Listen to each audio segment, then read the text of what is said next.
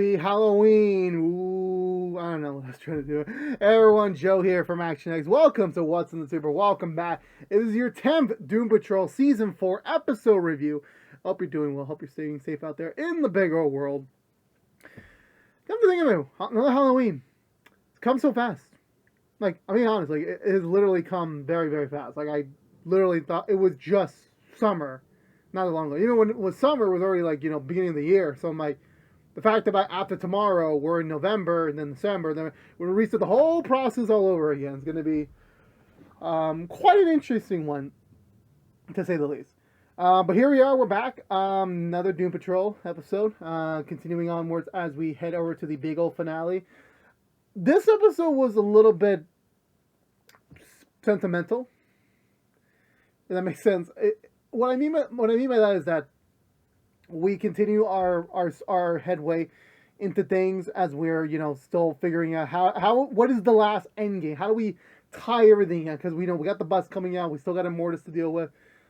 We still have a ton of shit to deal with. So I'm like, how do we really like finish this entire season up on a good note?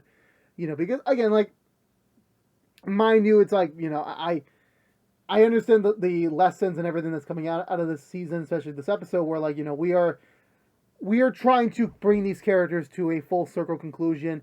It still feels like we could still cover a little bit more ground. This episode kind of just fell more into the core cast, as our secondary cast has mysteriously disappeared, mind you.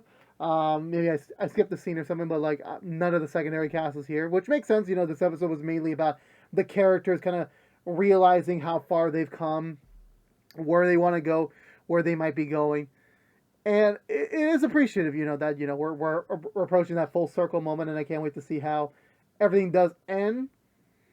And I still have some choice decisions about again, but I'm still waiting until like we get to those crucial moments later on in the last two episodes before I make my determination if that was the right move or not. But for the time being, I thought this was just a good episode overall. As we're steering towards that big old finale. This episode is setting up the stage for the end game, the final episodes of the season of the series, and I'm really excited to see where things can go. So with that being said, let's go for the Butcher recap and talk about this episode of Doom Patrol. So we begin, none other than the return of the Beard Hunter. He has returned finally. I have completely forgotten where the hell he was at. To be honest with you, I probably missed something somewhere else, but I'm like, yeah, the Beard Hunter is back. He was hunting a butt. He killed it pretty easily, and in his brain, he probably like, yeah, I single-handedly saved the world from the butt apocalypse. Told the evil zombie butt, the one that's like the twin, the evil twin that I want to say Cliff was not able to kill, escaped. That one is now back, and he's telling the Beard Hunter like the usual rigmarole, how like it's the end of the world, end of days, you can still have a chance to like turn away, and then he summons his own army of butts. What happens to the Beard Hunter? I'm not 100% certain, mind you. So we leave it there. We cut over back to Doom Patrol Manor, where Immortus in her human form returns. Still a little bit peeved in the last episode, mind you. She's still like, saying like, what, I understand y'all were not the biggest supporter of like me just like declaring myself a national holiday, but you know what? I want to repay you. So I decided to put on a whole one-woman show for you. You guys come and bomb, free admission. Just come and see the show. See how, my apology is on stage, which I'm like, okay, interesting enough. Meanwhile, the rest of the Doom Patrol has resumed aging. As they have lost their immortality, so now they have resumed the very fast aging cycle that they are currently experiencing. I think the important points I remember is Rita's definitely getting older. Like, she's kind of has like that feeling of like the times are like withering. She's coming to an end because like she was the first one to lose her immortality, so she's much more on the progressive scale on this point. Larry is figuring out what to do with Key, his little negative baby.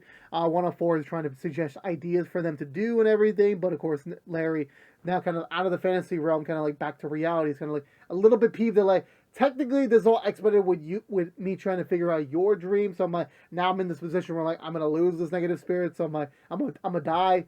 So I'm like, kind of at fault here, and he kind of breaks up with him, which I'm like, that's kind of a bummer. Jane is realizing like Jane's now fully like getting more older. Like she's only had the gray hair previously. Now we're physically seeing her get more older.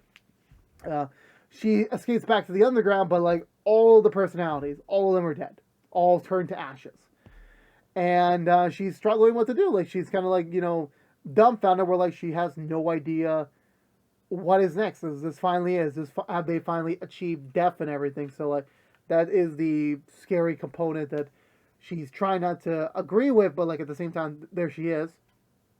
Cliff's had enough. He's finally decided to like hop on over to Florida, finally begin to spend his last remaining moments to be a grandpa, to be a dad.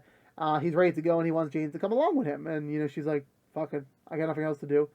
But before the group decides to dissipate briefly, Rouget is pitching to them at like a last minute, like we still have one more ace in the can to maybe put an end to this entire, Immortus scheme right now, where she gives a little history lesson that, remember, Niles had the necklace that gave him immortality back in season 1/2. He gave that away to Kipling, which obviously backfired on all of them. Now, at the end of the day, all that was part of the key to bring back Immortus, and something she noticed recently was that Immortus has a growth coming out of her neck, which looked exactly like the necklace. Meaning that must be either the necklace itself kind of with human flesh over it, or is that kind of like the new necklace, whatever you want to call it. So if they remove that, they can get their immortality back. But the group's like, you know what? We literally have no powers against this immortal being, so I'm like, maybe it's best if we just accept their fates, let the world die, and then, just accept that we're just going to die relatively soon. Which I'm like, again, you literally mentioned there are other superheroes out there. Where is Superman? Where is Batman during this crisis? But like, you know what? Maybe they're not aware of it just quite yet. But either way, so the group dissipates. They don't want to go with Rouget's plan. They're like just accepting death. Finally, they're accepting that they're going to do the limited time they have left the way they want to do it, and that's not finding Immortus right now. We cut over back to Star Labs, where Vic kind of catches his dad up on everything that's been happening over on their side.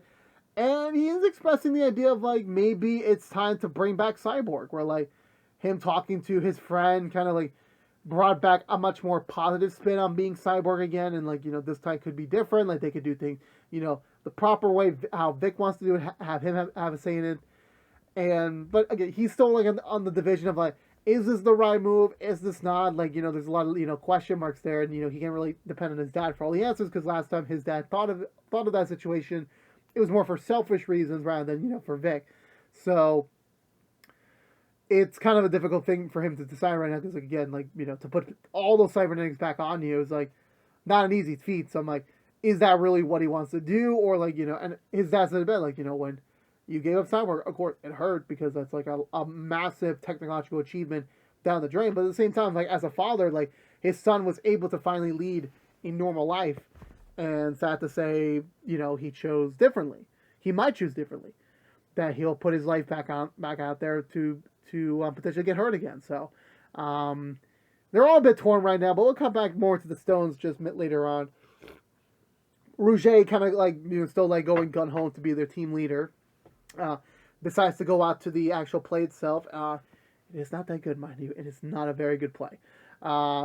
And even like the fellow townsfolk who also decide to like come over for the play starts like criticizing her. She starts getting mad again, starts getting into a little bit of a hissy fit. But Rouget, knowing like, okay, I need to get under a good sense, so she's gonna act like the play is good, like 2 thumbs up, high accolades all around. Larry is digging up his. No, that was the 104 scene. Never mind. I already covered that one. So Jane and Cliff begin their trek down to Florida. Cliff's excited to try to finally be a granddad for a little bit. At least the little time he has left, he has it. Jane updates him about the whole. Yeah, the underground's basically gonzo. She doesn't know really what to do next, and she's also getting visions of her of Kay's dad again. So that's also like a bit of like a psychological stuff for her to deal with. And the two of them just realize, yeah, this road trip's not the best idea right now. Cliff's Parkinson's is coming back, and Jane having these like freak out moments is not helping each other out. So I'm like, yeah, we're gonna just turn ourselves back and like we'll find another way to get there. We'll find another way. Rita's cooking. She's again like kind of like settling in on her like final moments, trying to like have a tight knit farewell for everyone, but like obviously it's not going the way they plan. There's a scene where the good butt and the doctor lady that saved him, we catch back up on them, and they get a letter from the evil butt, but it turns out to just be like a scam because like he bites the doctor, which kind of is going to make her a butt. That's kind of to force the good butt to like you gotta come along with me. Like we got to start the revolution now. The butt apocalypse is about to begin, and I need you on my side, my brother. Which again, this entire butt apocalypse idea, some of the weirdest shit I've ever seen on TV possible. And I've seen so many shits. I've seen so much weird stuff. I've seen Weird Mageddon on Gravity Falls. So I'm like, this is even weirder. I want to say beyond that point, we get back to the manor. Rita is imploring Larry to like, come down for dinner, just like let's have like a nice family dinner, like old time's sakes. Larry's still like, no, I need to figure out what to do with Kay and everything. And Rita's just like getting a little bit miffed with him, since like again, like all she wants is to have her last moments be with this little semblance of a family they have. And obviously again, everyone's got their own like, things to do and everything, which I do understand, but like, I can't relate where like, yeah, you just want to have this one nice meal, and Larry's kind of being an asshole about it. Also, just randomly speaking, I mentioned this at the top, but like, Dorothy's mysteriously disappeared. The superheroine that she conjured up, I forgot her name, or I think it's Casey. Yeah, she also disappeared. Like, no explanation. They just left. So like, where are they? What are they doing? I really don't know. We'll probably see them in the finale, but kind of weird they just like exited stage left with like literally no explanation. But later on, Larry comes to see Rita. He apologizes to her about his transgressions, because he's just dealing with a lot right now between trying to find a new host for Kay, as well as his breakup with 104. It's a lot, but he does understand that like Rita's done a lot for them, and like Rita's like one of the OG of the OG. So my she's the one to feel the most sentimental out of everyone. And he apologizes for that, and Rita's like, yeah, it's fine. I understand, It's just when the times are ending, it hurts the most, because like that there's no more of this after this. Like this is the last hurrah for everyone speaking, and that there's no really going back or anything. And it is very bittersweet when like you get to that moment where like, yeah, it's all coming to an end. It's ending. Like she's even remembering like the times before, like like season 1, season 2 era stuff, where like they did so much cool shit, where like they had their immortality, where like they were just trying to figure out how to survive to the next day, and now those days are coming to an end. Thankfully, Cliff and Jane show up, just in the time to do even more memories together, kind of like spend this like final crucial times together. Even though they don't have Vic or Rouget next to them, that they're still part of their little team, their little family. Mind you, and again, no mention of Dorothy, which I'm like, wow, that's an insult right there. Meanwhile, Roger's trying to sweet talk Immortus slowly but surely to get her trust, so that she can slice that little growth off of her neck. She's trying to again this appease to the almighty Immortus, trying to figure out, how do I stroke her ego? How do I make her a little bit less vulnerable? And she said, well, you know what? You're trying to be a good person about them. Maybe be an evil person. Maybe be a supervillain. Maybe hopefully that'll, get the people's opinions to change. Which I'm like, again, is that really going to change anything? Absolutely not. Will you start the dictatorship with that? Probably yes. So that's probably the motion there. And Roger's like talks about her time as like kind of being a supervillain. Not really like much so, but like she's giving her like the pointers and everything. Like, here's what you should do and everything. This is kind of like where the mind space is at right now for that. So, it being what it is there. So she's kind of like like a little teacher or something like that. Meanwhile, the rest of the team realize that, oh shit, Rouget went to try and go get our immortality back. So Rita says, one more mission. Let's go on a high note. Let's go save Rouget before we die. And the team's like, even one more time, like they don't want to do this. They really don't want to do this. Rita's like, fine, I'll go by myself as always because you all suck. But before she even takes one foot out of the living room, she collapses. Her old age is finally caught up to her. She's passed out. So they bring her back to the bed. They try to make her recuperate. She doesn't have that much time left. This is basically it. This is the end of the road. None of them really want to say goodbye, but at the same time, they kind of have to because since they all chicken out trying to get the immortality necklace back. And Jay says, "Fuck it, let's go after it.